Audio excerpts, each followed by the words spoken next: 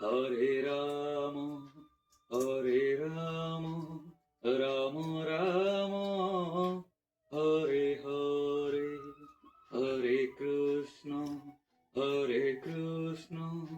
कृष्ण कृष्ण हरे हरे।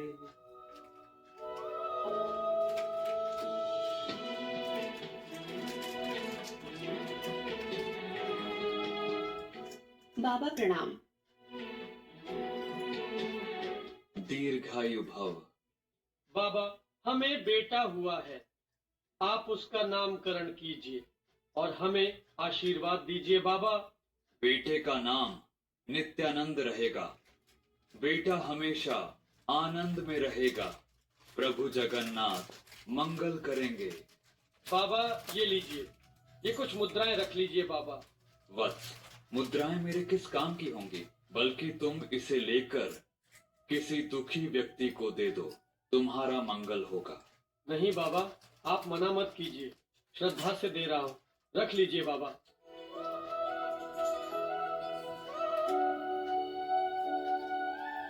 बाबा, आपका वचन सत्य हुआ। आपके कहने के अनुसार मेरी बेटी की शादी तय हो गई। अगले सप्ताह शादी है। मेरी बेटी को आशीर्वाद दीजिए बाबा। बेटी को मेरा आशीर्वाद। ससुराल में सुख से रहो। हम अब चलते हैं बाबा। सुनो, ये ले जाओ, इसमें कुछ पैसे हैं, बेटी की शादी के लिए उपयोगी होंगे।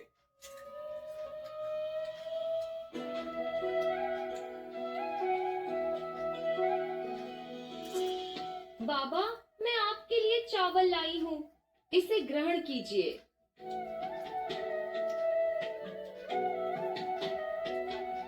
भगवान तुम्हारा मंगल करे माँ।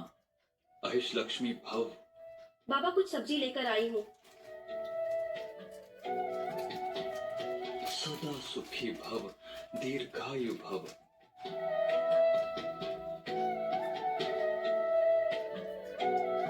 बाबा आपके लिए कुछ सब्जी और चावल लाया हूँ, इसे ग्रहण कीजिए।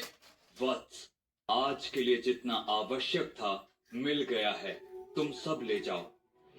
भक्तगण, यह संसार एक माया जाल है। हम मोह माया में फंसकर इस माया जाल में उलझ जाते हैं। इससे मुक्ति पाने के लिए इस कलयुग में हरिनाम ही एकमात्र मार्ग है। हरे राम राम राम हरे हरे, हरे कृष्ण कृष्ण कृष्ण हरे हरे। इसीलिए जो भी कर्म करो, सत्य और न्याय के मार्ग पर चलो। प्रभु का नाम जपते रहो। देखना, वह निश्चित ही हमें इस भवसागर से पार करेगा। जय जगन्नाथ। साधु बाबा की जय हो, जय हो, जय हो, जय हो। भक्तजनों, मैं प्रभु जगन्नाथ के दर्शन के लिए श्री क्षेत्र जाना चाहता हूँ। कल से यात्रा आरंभ करूंगा। वहां से लौटने तक आश्रम में ठाकुर पूजा की जिम्मेदारी मैं तुम्हें देता हूँ यद्दु। बाबा, आप निश्चिंत हो जाइए। आपके लौटने तक हम आश्रम की देखरेख करेंगे।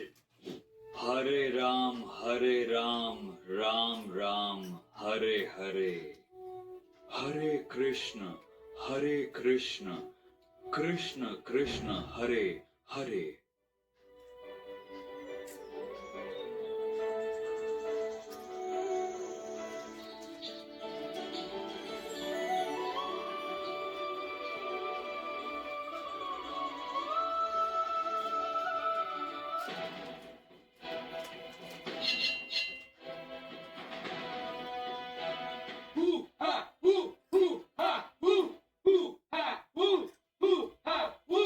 शांत हो जाओ।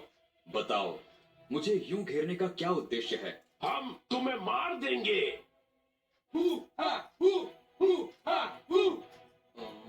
ओहो, मुझे मारोगे? लेकिन मुझे बताओ, मुझे क्यों मारना चाहते हो? हम तुम्हें मारकर खा जाएंगे। तुम हमारे शिकार हो। अच्छा ठीक है, तुम लोग मुझे मारना चाहते हो तो ठीक है, मारो। लेकिन मारने से पहले मेरी एक अंतिम इच्छा पूरी करो। तुम्हारी अंतिम इच्छा क्या है, बताओ। मैं इस जन्म में एक बार श्री क्षेत्रवासी प्रभु जगन्नाथ के दर्शन करना चाहता हूँ। मुझे छोड़ दो। मैं दर्शन करके आऊंगा, फिर तुम मुझे मार देना। क्या तुम हमें मूर्ख समझते हो? तुम्हें छोड़ दिया तो क्या तुम वापस आओगे? हाँ, मैं वचन देता हूँ, मैं अवश्य लौटूंगा। मैं एक सन्यासी हूँ, मैं कभी झूठ नहीं बोलूंगा। मुझ पर विश्वास करो, मुझे जाने दो। ही हा हू, ही हा हू, ही हा हू, ही हा हू। हाँ ठीक है, तुम अब जाओ, तुम्हारे लौटने की हम राह देखेंगे।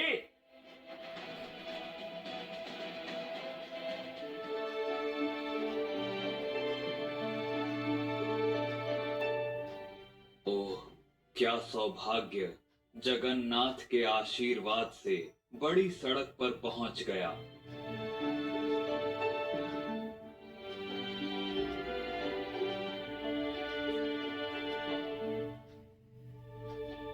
वो सन्यासी वहाँ क्यों बैठे हैं?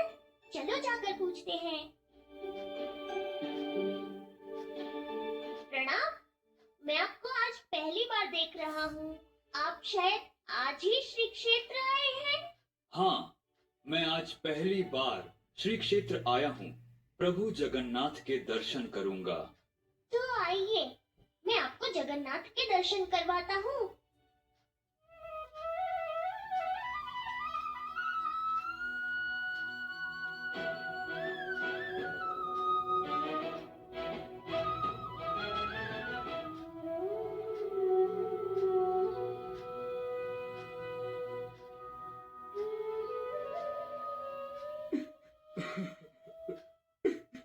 हे प्रभु जगत के नाथ जगन्नाथ, आपके दर्शन से मेरा जन्म धन्य हो गया। प्रभु, मेरे करोड़ों पाप नष्ट हो गए। आपकी जय हो प्रभु। युगों युगों तक आपकी पताका यूं ही उड़ती रहे प्रभु, यूं ही उड़ती रहे।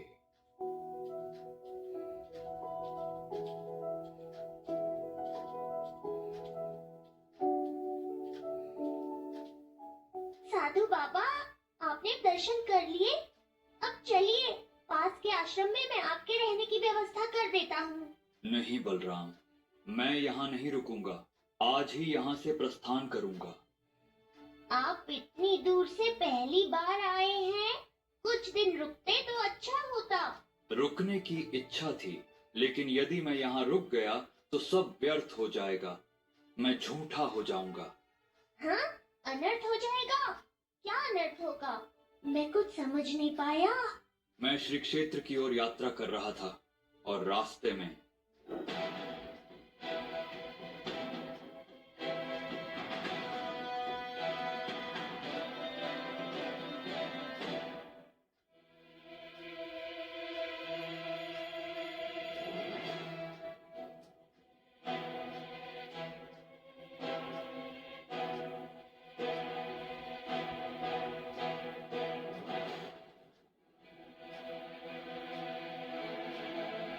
ओह, समझ गया। अच्छा होगा आप न जाए, आपको कुछ नहीं होगा। नहीं बलराम, मैंने उन्हें वचन दिया है, यदि मैं नहीं लौटा तो मैं झूठा कहलाऊंगा और एक साधु के लिए यह शोभनीय नहीं है। बाबा, की रक्षा के लिए जाना ही होगा। आप गए तो वे आपको मार देंगे। क्या आपको मृत्यु का भय नहीं है? मृत्यु एक शाश्वत सत्य है। अगर जन्म लिया है तो मृत्यु निश्चित है, फिर डर किस बात का। और यदि मेरी मृत्यु के बाद मेरा शरीर उनके काम आए तो वह मेरा सौभाग्य होगा। मैं अब चल रहा हूँ पुत्र।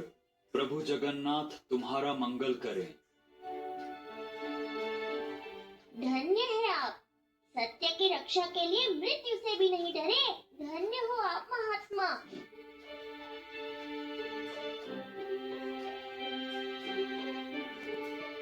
अरे बलराम, तुझे क्या हो गया है? तेरा चेहरा इतना क्यों सूख गया है? जगन, तू तो सब जानता है। मेरे मन में जो दुख है, क्या तू नहीं जान सकता? हाँ, मैं सब जानता हूँ, लेकिन तू क्या जानना चाहता है मुझसे पूछ। आज जो साधु बाबा तेरे पास आए थे, तू चाहता तो उन्हें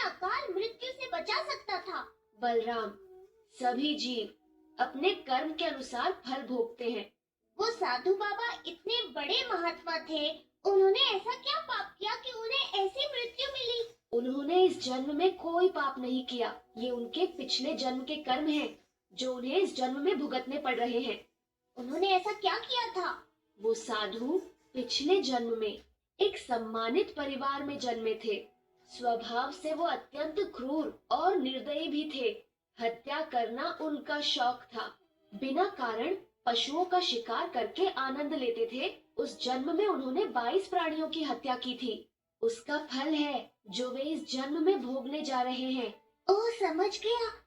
लेकिन जो पुण्य उन्होंने इस जन्म में किया है, क्या उसका फल नहीं मिलेगा? क्यों नहीं मिलेगा? जरूर मिलेगा। उन्होंने पिछले जन्म में 22 प्राणियों की हत्या की थी, जिसके परिणाम स्वरूप उन्हें उन्हीं प्राणियों के हाथों 22 बार मरना था। क्योंकि इस जन्म में उन्होंने बहुत पुण्य अर्जित किया है, इसीलिए मैं नहीं चाहता कि वे 22 बार जन्म ले। उनका पाप फल इस एक ही जन्म में समाप्त हो जाए।